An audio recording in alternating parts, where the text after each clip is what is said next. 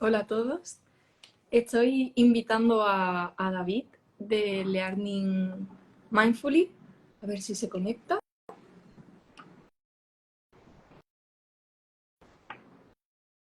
Genial.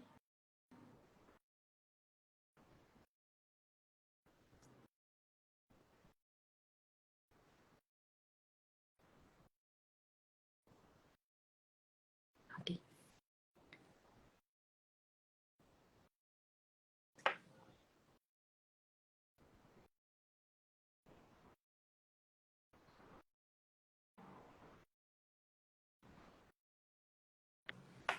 Estoy aceptando a David, pero no sé por qué. Ujú.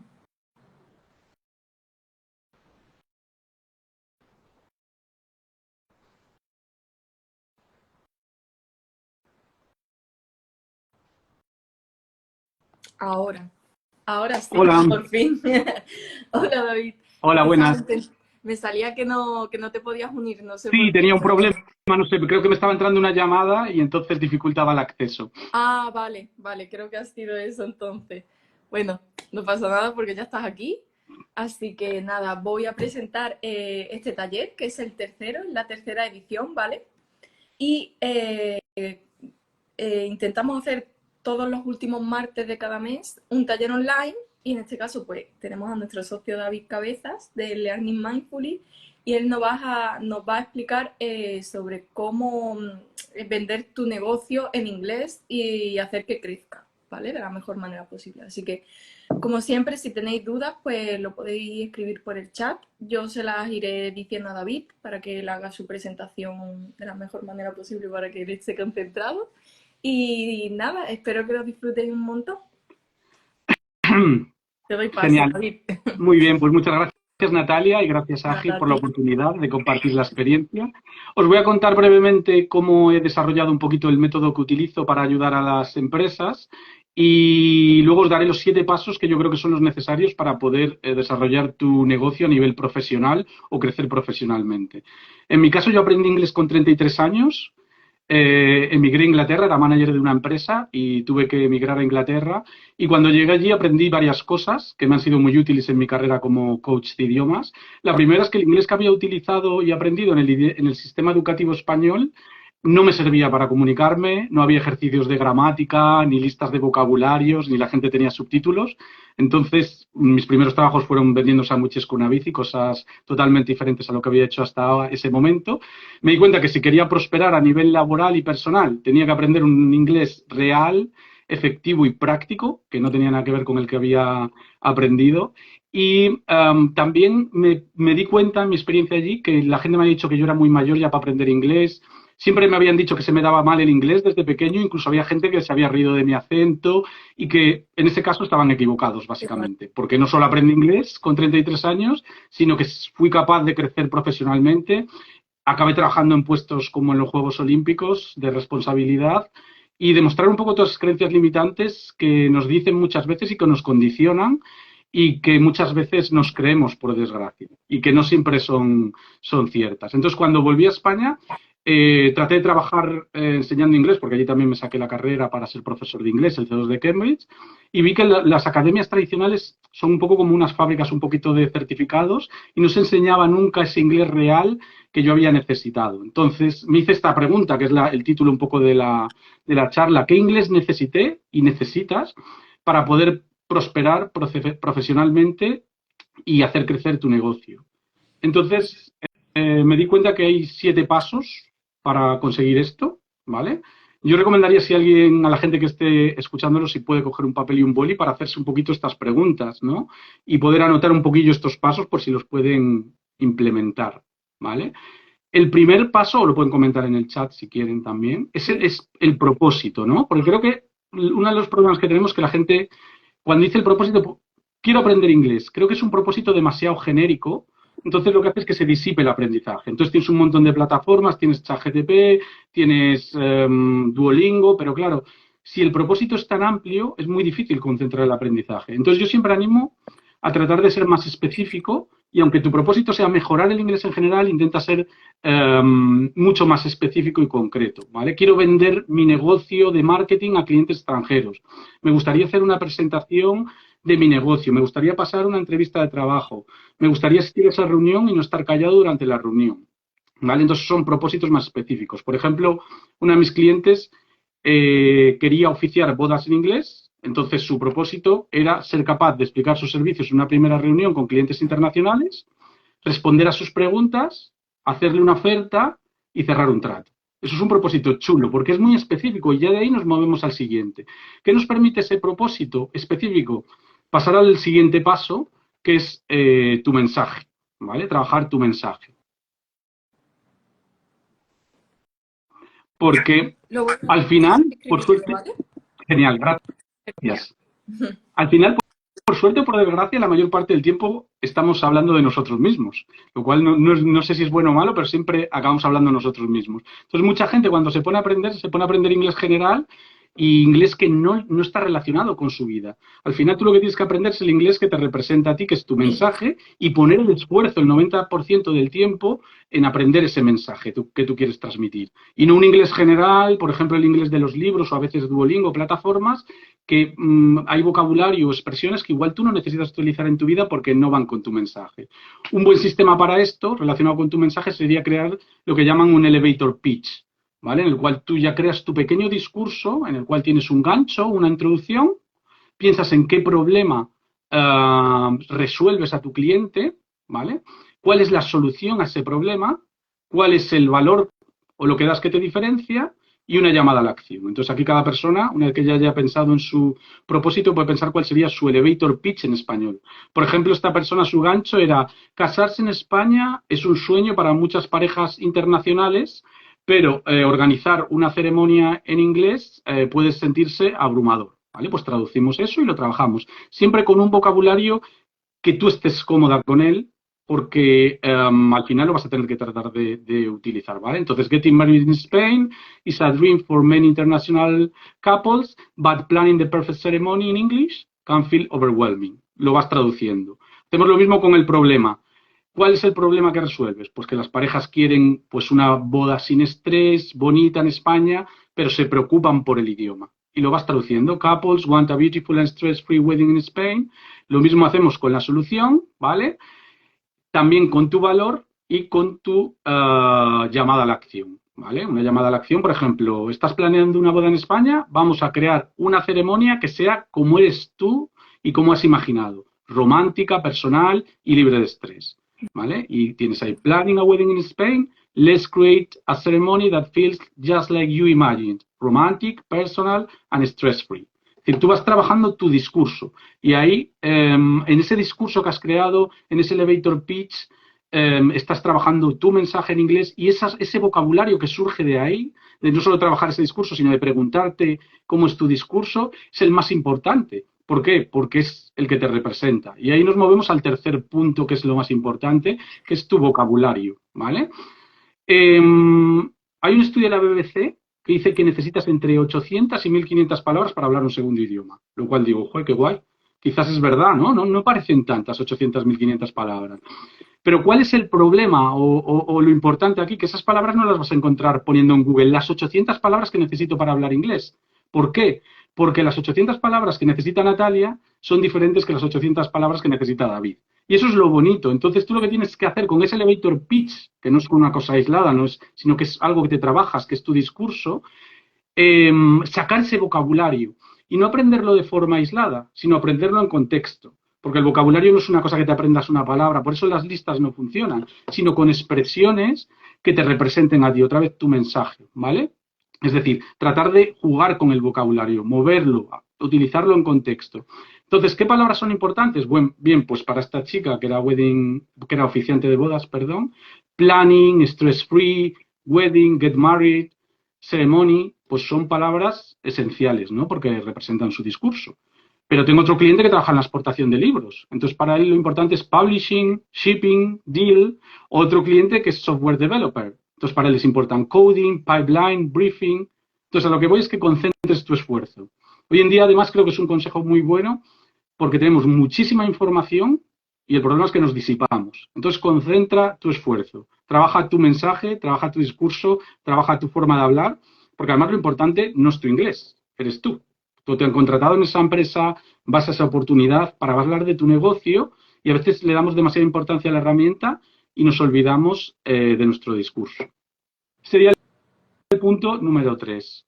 El punto número 4 sería practicar este mensaje en voz alta.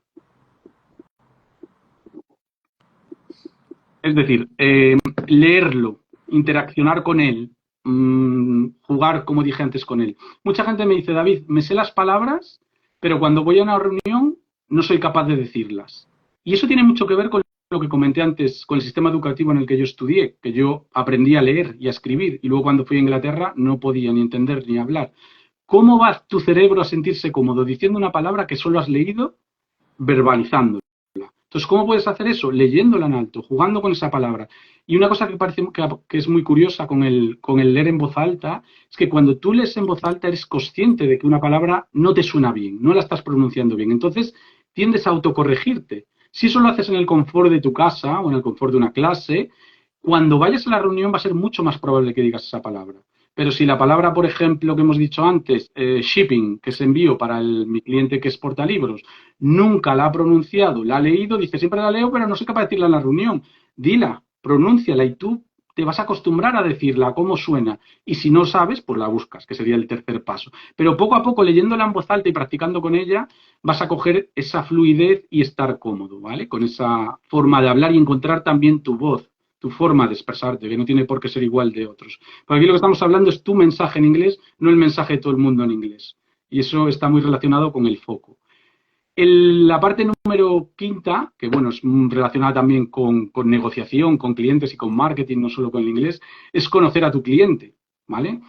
Conocer a tu cliente quiere decir que le eches un vistazo a su LinkedIn, a su Instagram, a su página web, ¿vale? Si es una empresa para la que quieres trabajar, si es un cliente al que le quieres vender, haz un poquito de research.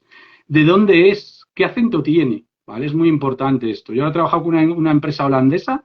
Es increíble porque los holandeses hablan súper bien inglés, pero tenían problemas porque no entendían a sus clientes de la India, ¿vale? Entonces, me decían, es que el acento indio es muy difícil y yo estoy en desacuerdo. Creo que no hay un acento difícil, hay falta de exposición a ese acento.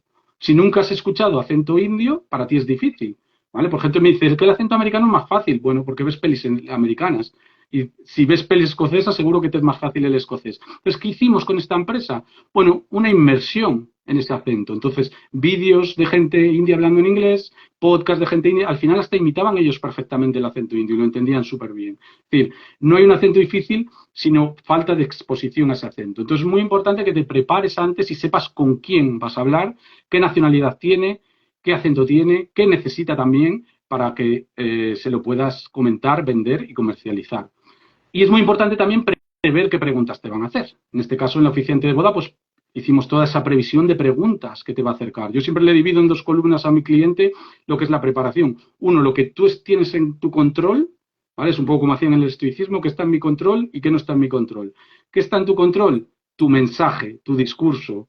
Natalia, David, ¿quién eres? ¿Qué te representa? No solo profesionalmente, sino personalmente, porque al final también acabamos hablando de lo personal. Y luego, ¿qué no está en tu control? El cliente, que te va a preguntar quién es, su vida. Pero eso lo puedes intentar predecir. Cuanto más cerca estés de predecirlo, más cómodo vas a estar en la reunión y más preparado también. Entonces, tú mismo en voz alta, y puedes utilizar el mismo chat GTP, y coges el elevator pitch que te has preparado antes sobre ti, que os digo que lo preparéis con vuestro vocabulario. Ahí no utilicéis ChatGPT porque luego hay gente que lo hace con inteligencia artificial, pero luego las palabras que te dicen, luego tú no las vas a utilizar porque no te representan, tú no estás cómodo con ellos. Pero sí que puedes especular y decirle, mira, con esto que es mi presentación, mi portfolio, ¿qué preguntas me harías en una reunión? Y las lees en voz alta y las respondes en voz alta, tú solo, tú sola, en casa. Entonces vas a estar ya como más preparado para lo que va a ser esa reunión o ese evento. Luego el punto número 6, que es muy importante, sobre todo cuando nos preparamos por nuestra cuenta o estás acompañado por otra persona, es que planifiques tu aprendizaje. Y para mí el foco es esencial aquí, porque el principal problema de mis clientes cuando vienen a mí es que se disipan. Uno son las creencias limitantes y otro es que se disipan. Entonces, trabajar con tu mensaje es muy importante y con qué te vas a encontrar y siempre dividiéndolo en trocitos más pequeños. Lo que he dicho, primero mi presentación en inglés, luego la negociación, luego la boda, luego tal, luego el posboda y tú vas haciendo todas las partes. No, quiero hacer bodas en inglés, no. Vamos a dividir. ¿Cuál es el primer paso? La reunión para conocernos. Y luego vamos al segundo paso y vamos al tercero. Eso para el cerebro es súper chulo, porque le da una tranquilidad de, hostia, tengo el control aquí sobre esto. No es, quiero aprender inglés y tu madre mía, ansiedad total, ¿vale? Entonces, ¿cómo lo planteamos? Bueno, pues trabajamos los inputs y los outputs. Inputs, bueno, consumir vídeos y artículos reales que estén relacionados con tu sector y con tu personalidad, que te gusten, que te identifiquen y que te representen, y que sean actuales, porque ver vídeos de estos que hay de Listening Part 3, que suena un pitido, eso aburre al más pintado. Y aparte que dice Disney, que dice, pero está hablando de un sastre y yo me dedico a vender barcos, ¿vale? Entonces no te vas a conectar, no vas a aprender y no vas a estar motivado. Hay material como páginas que si queréis os las puedo pasar, me podéis escribir o las podemos compartir, como Big Think, Tech Talk, Harvard Business University. Bueno, hay un montón, el The Economist, que tienen vídeos súper chulos con recursos actualizados de diferentes sectores que te pueden ser súper útiles. Ahí tú estás consumiendo estos inputs, lees artículos también de este tipo de revistas, de este tipo de periódicos en inglés, y luego, una vez que tienes sus inputs, trabajas los outputs. Intenta hablar, lo que he dicho, tu mensaje, con ese vocabulario jugar, e incluso escribir, porque al final escribir es súper útil, porque muchas veces escribir es como hablar, pero con más tiempo para pensar y con el problema de la pronunciación que lo solucionamos una vez que verbalizamos, ¿vale? Y de aquí pasaríamos al último punto, que para mí quizás es el más importante, que al final es celebrar, ¿no? Y llevo todo el rato diciendo que lo más importante aquí es tu mensaje. Cuando digo eso, quiero decir que tu inglés es una herramienta para ayudar a comunicar tu mensaje. Y que tienes que celebrar el ser capaz de intentar hablar un segundo idioma, aceptar que eso no va a ser libre de errores y que el error es el camino, que no se puede hacer sin equivocarte y que equivocarte es súper bonito y quiere decir que estás intentando aprender algo nuevo. Y que muchas veces, por ejemplo, a mí con el acento o con la edad o con todas estas creencias limitantes, lo que demuestras cuando aprendes algo que eres más mayor, o lo que demuestras cuando hablas algo con un acento diferente, o lo que demuestras cuando hablas algo con imperfección, es esfuerzo, actitud y capacidad de aprendizaje. Y muchas veces estamos en el tengo que hacer, y nos olvidamos del ostras, qué guay, ¿eh? Estoy intentando hablar un segundo idioma con 33 años, con 35 años, no habiendo hablado nunca, soy capaz de ir a una reunión, presentarme allí y hacerlo imperfecto. Entonces, mi conclusión es que a mí me dijeron que se me daba mal el inglés, que era muy mayor para aprenderlo, que mi acento no me iba a permitir trabajar de eso y básicamente no les hice caso. Y mi pregunta para vosotros es, ¿a quién le vais a hacer caso? ¿A la gente que os dice eso o a vosotros mismos? Entonces, creo que es importante escucharos y lo que os digo, foco y ánimo. Y ya está. Si tenéis alguna pregunta o duda, pues estaré encantado de resolverla. Genial. Pues yo te iba a hacer una pregunta, Vale. David. Mira, es que ya lo has dicho varias veces, lo de que en el instituto, el colegio, bueno, en mi caso, yo creo que ya desde tercero de primaria se habla inglés, o sea, de tercero de primaria más o menos hasta segundo de bachillerato se habla inglés. Entonces, no entiendo muy bien por qué llevas o sea, en mi caso llevo tantos años hablando inglés, pero luego es verdad que a la hora de la verdad me cuesta mucho entender inglés. Es verdad que tú has dicho una clave que según qué acentos puedes entender más o menos y es por la exposición, ¿no? Pues si a lo mejor tenemos más, consumimos más películas americanas de Hollywood, pues a lo mejor el americano lo entendemos algo mejor. Pero no entiendo muy bien por qué después de tantos años de estudiarlo, no en la práctica no se entiende, no sabemos hablar, ¿por qué pasa eso? ¿Por qué crees que puede pasar? Muy buena pregunta. Creo que el sistema educativo está muy organizado en torno a lo académico y poco a lo real. Y muchas veces lo académico está basado en certificado.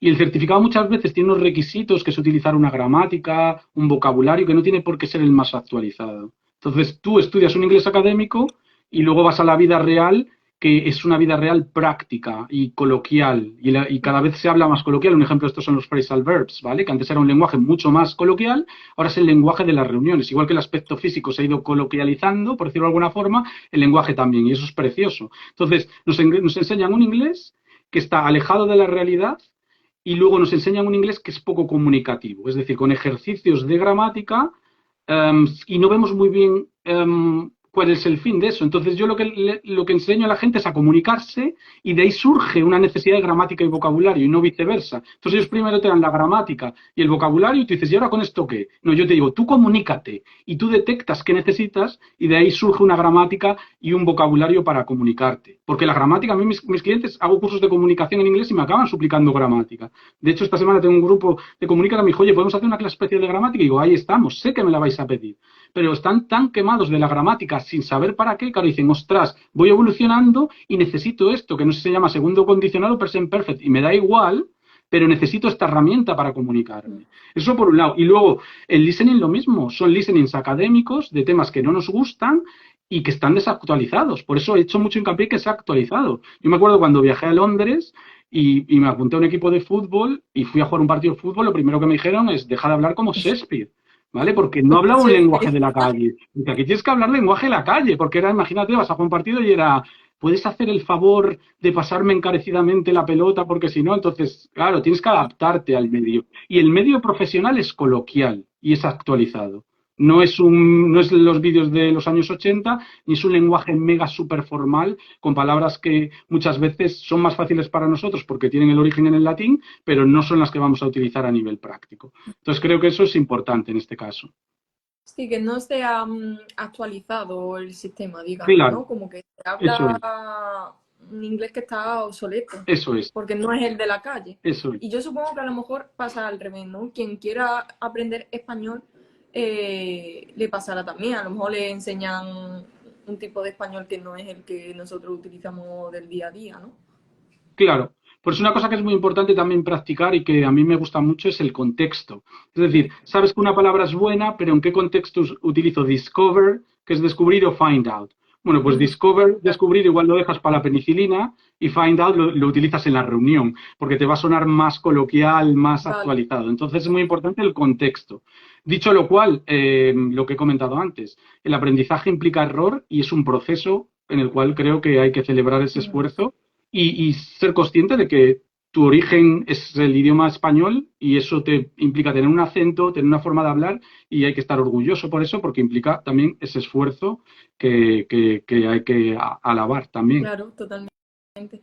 Y te iba a decir también porque tú estabas diciendo de lo de la exposición hacia diversos acentos, pero también supongo que la cultura tiene algo que ver, ¿no? Supongo que a lo mejor también tienes que adaptar un poco tu inglés. Si, por ejemplo, tienes un cliente indio, como has dicho antes, o si tienes un cliente de otro, o, por ejemplo, holandés. El holandés como tal no habla inglés, ¿no? No es su lengua Ujú. materna. Entonces, a lo mejor hay que adaptar, hay que hacer ciertas adaptaciones, supongo, también según qué zonas de Claro, quieras hablar.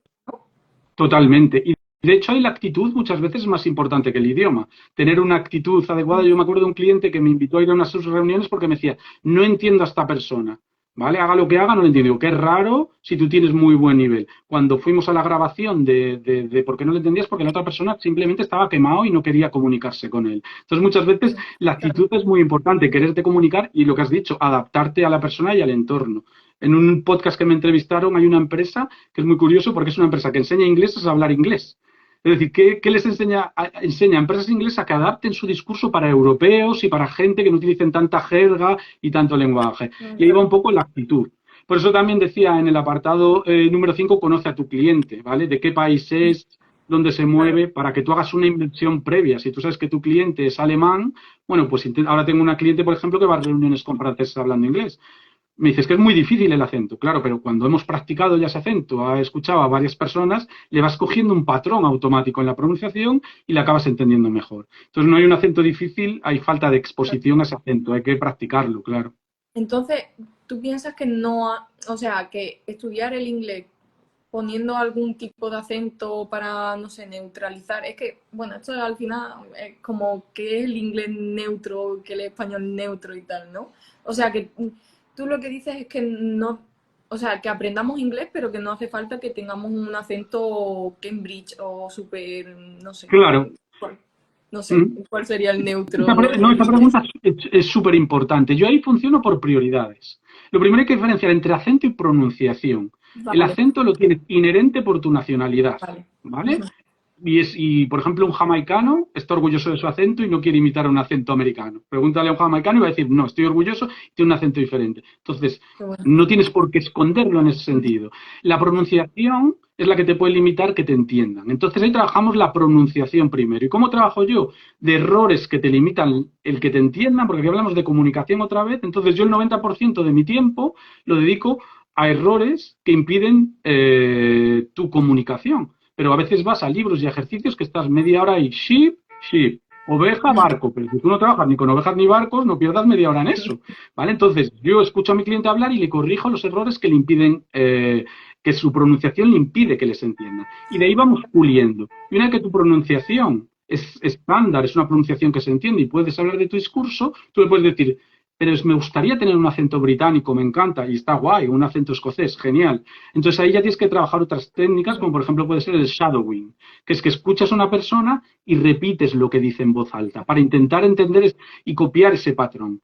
Pero la prioridad, desde mi punto de vista, es comunicarte que te entiendan, porque estamos hablando de que tú quieres vender un negocio, un producto, crecer profesionalmente. Y nunca he visto una entrevista de trabajo, por ejemplo, que a nadie le rechacen por tener un acento francés. Todo lo contrario, dicen, jue, qué mérito esta persona que es francés y es capaz de trabajar en un ambiente internacional. De hecho, ahora la mayoría de hablantes ingleses son no nativos. Entonces, es como ya otro tipo de acento que se está instaurando. Pero si Claro, quieres, se puede trabajar. Y ya sería elegir el acento que quieres, ir a por él y hacer un planning de acento. Pero dicho lo cual, primero sería pronunciación claro. y después acento. O sea, que lo más importante es pronunciarlo bien para que no haya confusiones en lo que quieres Eso es. comunicar, Y no trabajar básicamente, ¿no? palabras aisladas. Sí, Porque el lenguaje no se aprende con listas aisladas, se aprende con chunks, que dicen en inglés, es decir, un contexto general. Entonces, claro. muchas veces si te focalizas una palabra aislada, luego no la pronuncias igual cuando la aprendes aislada cuando la dices en una frase. Mm, Entonces, estás 2 horas ahí practicando cómo decir esa palabra, no tienes que sacar patrones de comunicación. Y los que más te limiten, por ejemplo, los pasados, pronunciar bien los pasados para que la gente sepa que estás pronunciando los pasados. Y de ahí vas otra vez por foco y por prioridades.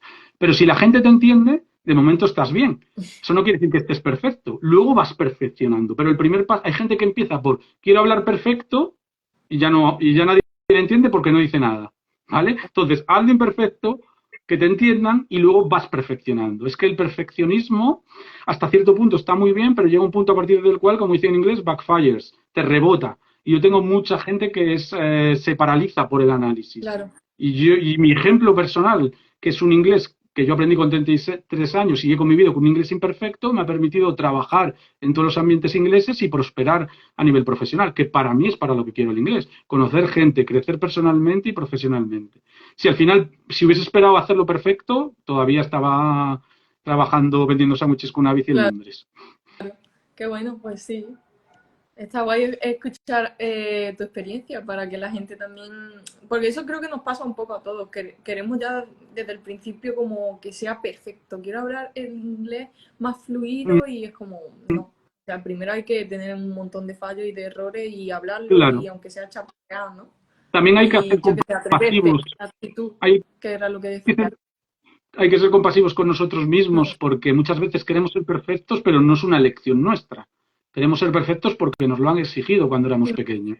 Entonces, siempre hay este sistema educativo que tiene sus virtudes, pero también esa desventaja de premio, castigo, premio, castigo. Entonces, todo el mundo pone camisetas de qué bonito es aprender, pero si te equivocas, te castigo. Entonces, de ahí viene que tú quieras ser perfecto. Tú no has elegido querer ser perfecto, te lo han impuesto. Entonces, ahora tienes que desmontar esos mitos y esos estereotipos y decirte a ti mismo, como lo estás haciendo, está bien, David, y vale, y es suficiente. Sí, es lo que estabas diciendo al principio, lo de ponerte límites a ti mismo, porque ha sido educacional o por lo que sea, pero sí, sí, Ujú. muy interesante. Pues no sé Gracias. si el chat tiene alguna pregunta o si alguien quiere comentar algo. Yo no tengo más preguntas porque la verdad que Vale, creo que pues me ha quedado nada, todo gracias súper Natalia. De todas formas, si alguien quiere hacerme alguna pregunta o quiere tener acceso a estos 7 pasos que he descrito, tengo un PDF y se los puedo mandar, que me escriban por Instagram o en el mismo post donde he publicado Sí. esta charla O y se los incluso puedo me enviar pueden sin hablar problema. a mí y yo puedo contactar Genial, contigo para que me lo pases y perfecto, demás. Así que, genial, pues nada, creo que no hay ninguna duda. Bueno, alguien ha escrito antes, me encantan los consejos, que los consejos sean tan prácticos, gracias David y Aje. genial, Así que bueno, creo que la gente ha estado a gusto y contenta, así que nada. estupendo, Eh, pues pues estupendo, nada, David, genial. nos vemos. Pues muchas Una gracias, hora de charla. Natalia. Muchas gracias. Perfecto, Gracias a ti. muchas gracias, gracias por Venga, invitarme. Hasta gracias luego, a ti. adiós. Hasta Chao, chao. luego.